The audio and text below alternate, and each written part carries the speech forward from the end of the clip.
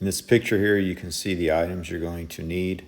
You got a pump, 5-gallon bucket, and approximately 3 gallons of vinegar.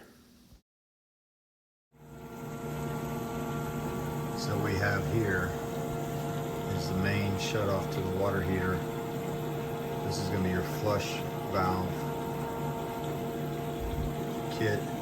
Same thing over here. You're going to want to make sure everything is off, and you're going to go in the direction of flow. So what you're doing here is taking the vinegar and running it through the system in the same direction as the cold water goes in.